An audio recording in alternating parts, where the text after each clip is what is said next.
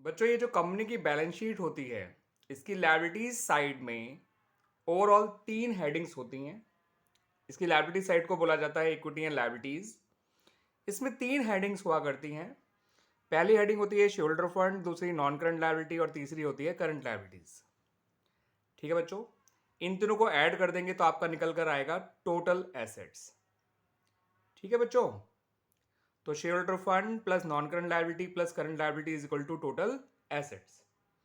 और अब एक बात ध्यान रखिएगा बच्चों, अगर हम केवल इन दोनों हेडिंग्स को ऐड करते हैं शेयर होल्डर फंड और नॉन करंट लायबिलिटी को, तो हमारा निकल कर आएगा कैपिटल एम्प्लॉयड।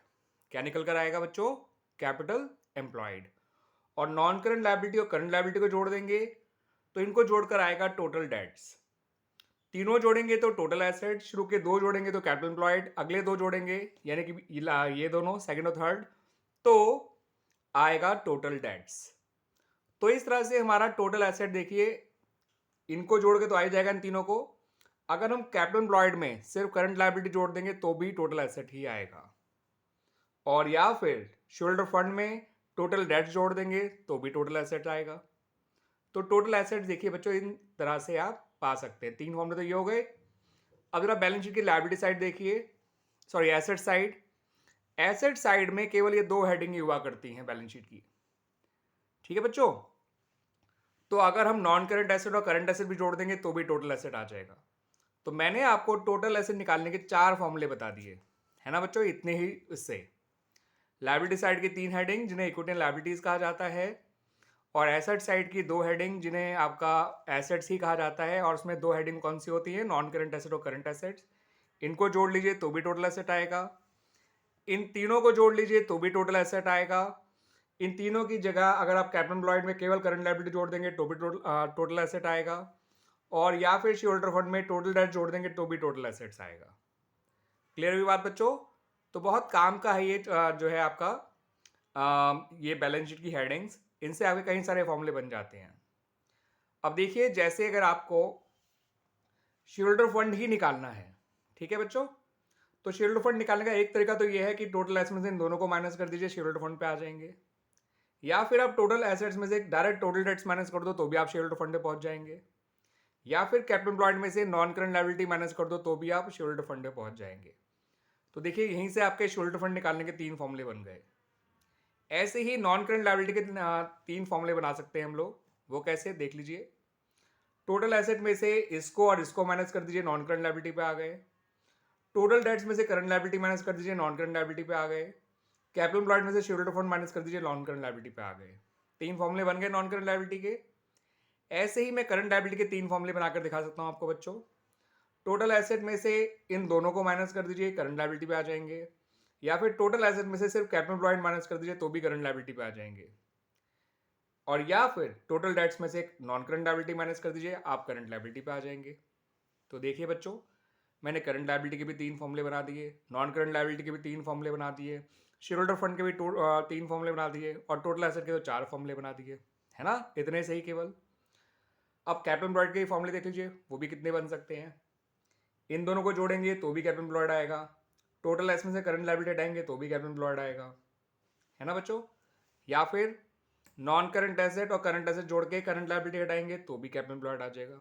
तो देखिए बच्चों, कैपिटल एम्प्लॉयड के भी 3 फॉर्मूले बना दिए हमने, तो है ना? अब देखिए टोटल डेट्स के फॉर्मूले चेक करिए।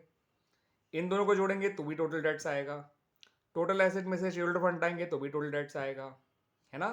और टोटल एसेट की जगह हम लिखते हैं NCA plus CA. NCA plus CA, non current asset और करंट एसेट जोड़ेंगे और शेयर होल्डर फंड हटाएंगे तो भी टोटल डेट्स आ जाएगा, है ना बच्चों? तो इस तरह से देखिए मैंने कितने सारे फॉर्मूले डिराइव कर लिए इन 5 नामों से। तो उम्मीद करता हूं बच्चों कि ये आपको काफ़ी अच्छा लगा होगा, एक यूनिक तरीका लगा होगा सीखने का, और आपको समझ में भी आया होगा अच्छी तरह से। ठीक है, आप इसको बार बार देखिए, इस वीडियो को कम से कम 2-3 बार जरूर देखिए, और कोशिश करिए कि जो फॉर्मूले मैंने बोले हैं उनको भी आप साथ साथ लिख के दिखाएं, लिख कर देखिए। वैसे मैंने लिख भी रखे हैं, ठीक है? ये देख सकते हैं आप लोग, ये देखिए टोटल एसेट निकालने के फॉर्मूले देख लीजिए चारों, ये वही वाले फॉर्मूले हैं। Shoulder fund not plus non current liability plus current liability, पहला फॉर्मूला। इन दोनों की जगह कैपिटल एम्प्लॉयड लिख दिया प्लस करंट लायबिलिटी। इन दोनों की जगह टोटल डेट्स लिख दिया प्लस शेयर होल्डर फंड। और चौथा फॉर्मूला तो एन सी ए प्लस ये सी ए होना चाहिए बच्चों, मैंने गलती से सी एल लिख दिया है, तो it has to be current assets. Clear बच्चों? तो इस तरह से देखिए 4 फॉर्मूले बन गए टोटल एसेट्स के। कैपिटल एम्प्लॉयड के फॉर्मूले देखने हैं, देखिए ये रहे, shareholder fund plus non current liability, या फिर total asset minus current liability, या फिर N C A plus C A minus C L, because हम N C A total asset को N C A plus C L लिख सकते हैं। और आप लोग जानते हैं बच्चों सी ए माइनस सी एल क्या होता है, वर्किंग कैपिटल। नहीं जानते तो आप जान लीजिए। तो N C A plus working capital भी बन सकता है कैपिटल एम्प्लॉयड का फॉर्मूला। टोटल डेट्स का फॉर्मूला देखिए, N C L plus C L एक तरीका, total asset minus shareholder fund दूसरा तरीका, टोटल एसेट को ब्रेक कर दीजिए N C A plus C A minus shareholder fund तीसरा तरीका।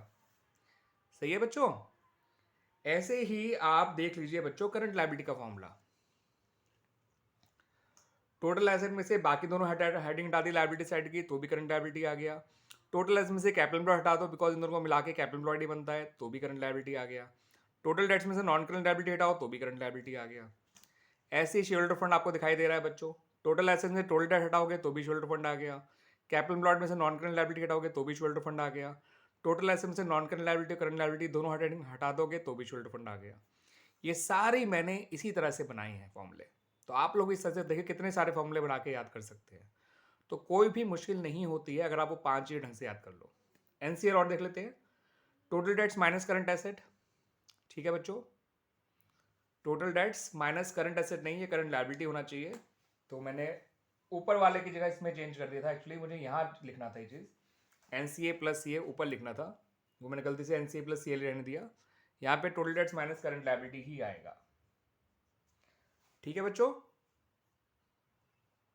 Capital employed minus shareholder fund, क्योंकि इन दोनों को मिला के ही एसएचएफ और एनसीएल को मिला के ही कैपिटल एम्प्लॉयड बनता है, दैट्स वाई। और टोटल एसेट में से लायबिलिटी साइड की बाकी दोनों हेडिंग हटा दो, नॉन करंट लायबिलिटी आ गया। आई समझ बात बच्चों?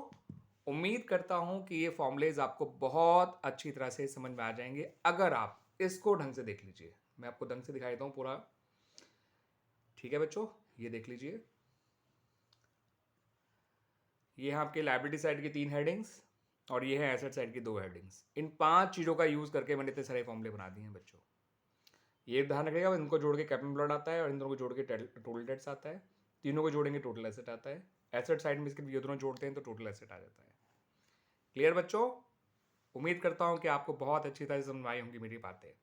मैं हूँ प्रवीण सर, आपका अकाउंट्स टीचर, और मैं आपको आपके बोर्ड एग्जामिनेशन 2023 के लिए पूरी तरह से सपोर्ट करूँगा बच्चों। कैसी भी दिक्कत आए आप मुझे कांटेक्ट कर सकते हैं, कमेंट बॉक्स में जाके अपनी क्वेरीज डाल सकते हैं। थैंक यू बच्चों।